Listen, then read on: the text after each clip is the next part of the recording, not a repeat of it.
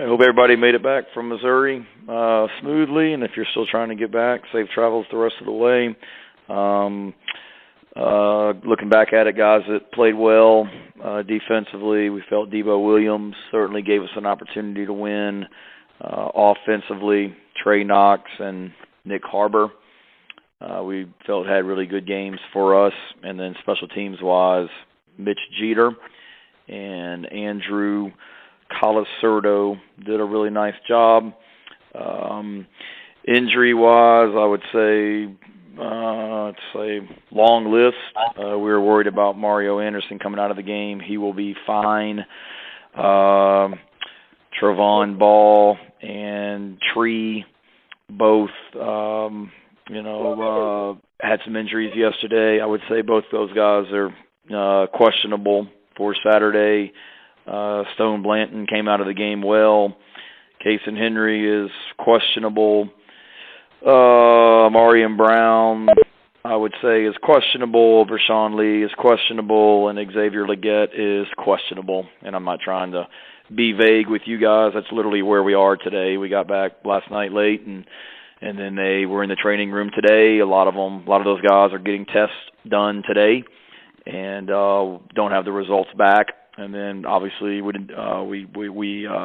tomorrow is our off day, and then we come back in here on Tuesday. So certainly we'll know a lot more on Tuesday, and hopefully a lot of those questionables will be probables and not doubtfuls when I see you guys on Tuesday. Looking back at the game, nowhere good enough, obviously, starting with me as the head coach.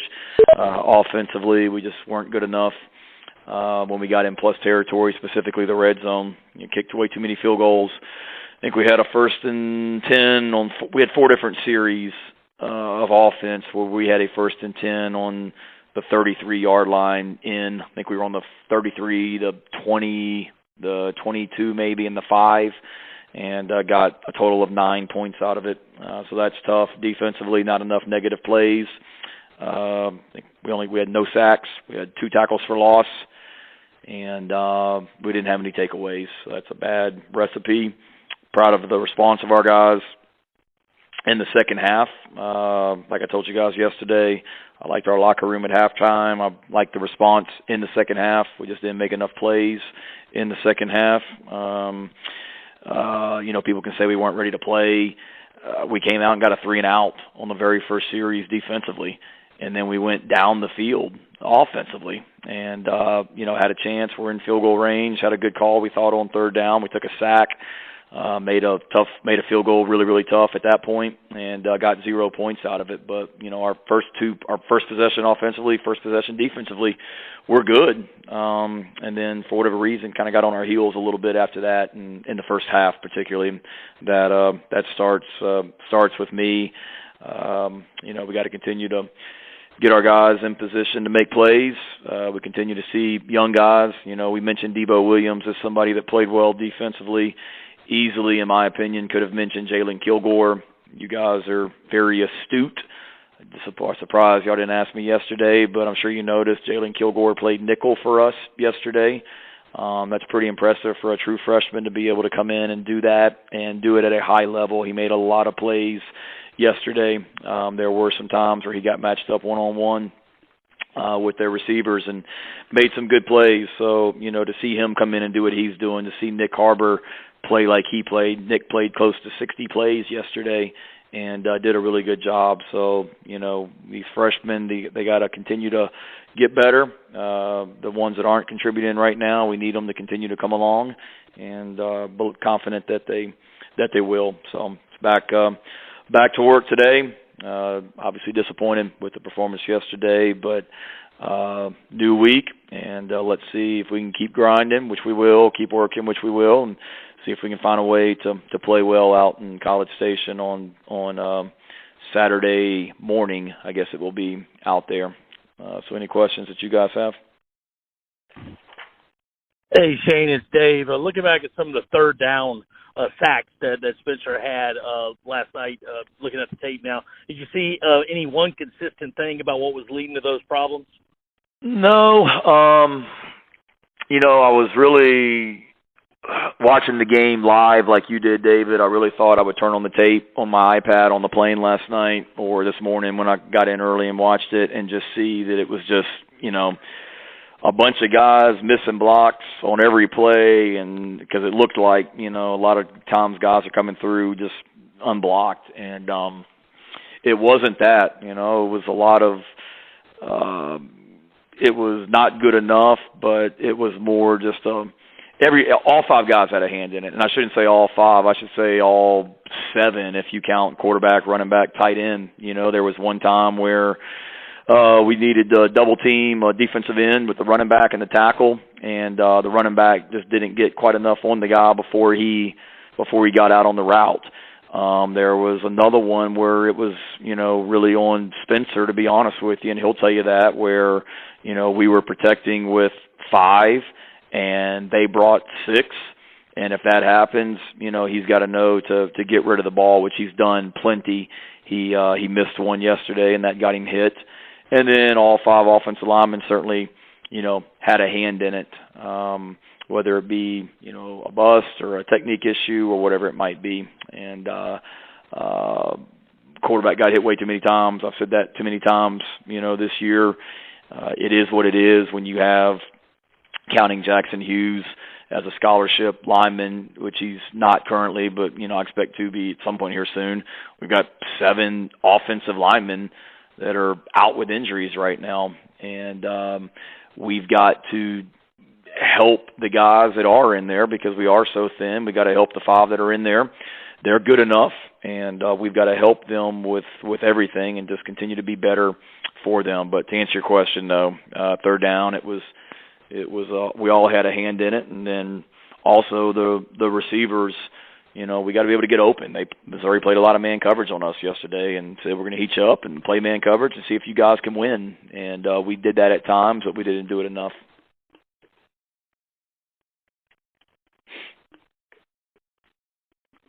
Hey, Shane, it's Andrew. With all the injuries continuing to pile up along the offensive line, are you having to make any more changes in practice? And if so, how much more difficult does it make it for y'all to adequately prepare these guys for your upcoming opponents? It's really tough. You got to find a way to make it work, and you got to find a way to give your guys the best chance to be successful on Saturdays, and that starts in practice. And, I'm a firm believer that the reason that we've played well down the stretch and have gotten better as a football team the last 2 seasons is because of how we practice. And we have physical practices through November. And we do a lot of good on good, meaning 1s versus 1s in practice. And when you're as depleted as we are right now, particularly on the offensive line, that makes it tough. Like if, all these guys that I just mentioned is questionable, if they're not able to practice on Tuesday, we don't have a backup offensive line. Meaning, you typically in practice you got your first 5 and then you got your second 5. We don't have 10 guys that could go out there and practice on Tuesday. So yeah, that makes things really, really tough. But we're not the first team that's dealt with that many injuries on the offensive line. I can't think there's many, but NFL rosters, they don't have a ton of offensive linemen on the rosters and things like that as well. But yes, you got to tweak. You can't practice like you want to practice. There's no doubt about it. So does that mean more meeting time and less time on the field? Maybe. Does that mean more, scout team work and less good on good work? Maybe. Does that mean more like one-on-one individual competitive drills for your good on good work and less teamwork? Possibly. Does it mean more walk-through time on the field but less like full speed work? It's all things that we're trying to work through, and that me as the head coach, I spent a lot of time thinking about. I mean, I got a practice schedule in front of me for Tuesday that, I'm just going through it right now, Tuesday, Wednesday, and Thursday, how we can practice to give our guys the best opportunity to be successful on Saturday. Hey, Shane, it's Ben Brenner. I had kind of a follow-up on some of that pass protection stuff. I think it was maybe the first sack, the one before the long field goal, where it looked like Spencer kind of tried to spin out after there was a free rusher. Is Is that kind of what you want him to do, to try to extend that play a little bit, or is that maybe a little, a quarterback getting more aggressive? What's kind of the mindset you want to see on a quarterback when they're sort of faced with that kind of situation? You're talking about on that first drive? Yeah, on the first drive. Yeah. That was one where certainly we know we're in field goal range at that point, and Dow called a play, Ben, where, it was a play that really we should be able to get the ball out of his hand pretty quickly. And, for whatever reason, we didn't get the ball out as quick as what we would like. And, certainly in that situation, Spencer, and he has awareness of, we're in field goal range. The wind is swirling. We certainly don't need to go backwards and then have this wind become a bigger issue than what it is. Get rid of the ball, hopefully for a completion quick. Get rid of the ball for an incompletion quickly second. And then if not, he's a football player, and as you guys know, he's done a great job of getting himself out of trouble this year and turning them into scrambles for runs or scrambles for downfield throws. So you don't want to overcoach it, what he does when he feels that, but it's also you got to have some awareness of, where the rush is coming from, and that was a little bit of a three-man game that they ran that we didn't do a good job of passing off, and he escaped, the wrong way and ended up losing way too many yards on that. Thanks. You're welcome. Hey, Shane, it's Alan. Just a quick bit of housekeeping. Xavier McLeod didn't travel yesterday after going to the last two road games. Is that a coaching decision, or did he get banged up during the week? That is a coaching decision.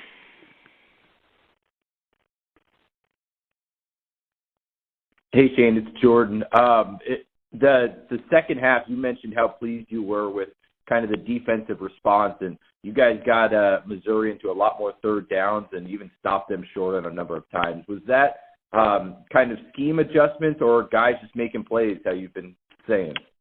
It was a little bit of scheme, more up front with just trying to make some things we did in the interior of the defensive line, just trying to make their zone play go sideways a little bit more than downhill.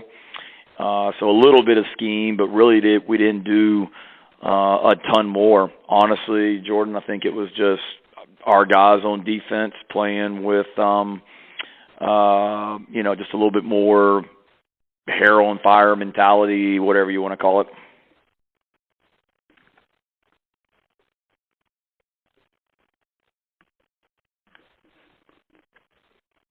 I guess I'll jump in one more. You were talking, Shane, about you can't practice the way you want to when you don't have offensive lineman injuries, and you kind of touched on it, but is that something that just trickles to the rest of the team? Because if you don't have the offensive line to run plays, then your wide receivers can't get as many snaps, and your tight ends can't get as many snaps, and your linebackers. Does it just trickle down to everyone? Yeah, it trickles, but I think it affects the defense more than anything because when you're short on offensive linemen, like last week, for example, this was before Tree and Tro got banged up, but last week, for example, you guys have heard me say we don't do a ton of scout teamwork, meaning when, we take the backups and they simulate the Missouri offense against our defense. We don't do a ton of that in practice, but we do it some, like every team in America does. So last week when we did it, we didn't have enough offensive linemen. So the right tackle for Missouri, who is going to be a high draft pick, the guy that is kind of trying to simulate that guy in practice against our defensive ends was actually a tight end for us, a backup tight end that had to play offensive tackle. Well, he's not an offensive tackle, so, our defensive ends, he's doing the best he can, but our defensive ends aren't really getting better against him. It becomes more of a assignment check, if you will, just making sure you're in the right place and stepping with the right foot and all that stuff. So it affects, the defense more when you're short on certain positions. But again, I'm not going to use that as as an excuse. I'm not going to use that as a way to, seek comfort where if we don't play well Saturday in College Station, I'm able to say, well, we couldn't practice like we wanted to. No, we got to find a way. And, we've got 119 players on this roster, I think. And NFL teams have half that. And, they find a way to practice during the week and and get to Sundays and play well with half the roster that college teams do. So you got to be creative with what we do, and unfortunately, like I said, we do a lot of good on good work, but we got to be careful about how much of that we're doing too, because you risk injury and things like that. Hey Shane, it's Ben Brenner again. I wanted to ask, Omega Blake, the version of him you see now, how different is he from Omega last year, and what have kind of been sort of the maybe more subtle developments that he's kind of been able to make to become the player he is right now? I think he's doing a better job of making sure his life is in order off the field. Not that it was bad before, but just being more consistent in everything that he's doing on and off the field. He's in a bigger role this year. He knows he's going to play a lot more than what he did last year. So I see him, working at it. He puts time in during the week because he knows he's going to get an opportunity on Saturday. And, the thing that I would like to see, and he'll be the first to tell you, is just continue to be more consistent without a doubt. He's got to continue to eliminate, the mental errors. He had, too many of those yesterday, and we got to help him as coaches, and that's the biggest thing. I think Omega played 50, I got it in front of me, I think he played like 58 plays yesterday, if I'm not mistaken. He played 58 plays yesterday, so that's a ton more than he ever used to play last season. So that's the biggest thing, is just knowing that he's in a bigger role and doing the things during the week to allow him to perform in that role. So I think it's more, just preparation than it is anything. Hey Shane, it's John. I know y'all are doing a lot to try to help your offensive line. But do you think there are enough quick hitter type passes and quick plays to get the ball out of Spencer's hand, and as the injuries continue to mount, do you have to do a little bit more of that? Yeah, I think so. I thought yesterday, John, I feel like we had a good mix of what we were trying to do, and again, we're not going to, sit here and say, well, we got all these injuries and woe is me. We got, these guys are on scholarship for a reason, and they got to play well, perform well, and we got to help them, and we will continue to, and we knew we needed to yesterday. I mean, that defensive line has wreaked havoc against us every year that I've been here, and we knew that it was going to be no different yesterday. They're really, really good, and their whole defense is active, not just the D-line. I mean, Hopper, the linebacker, is phenomenal, and they do a really good job.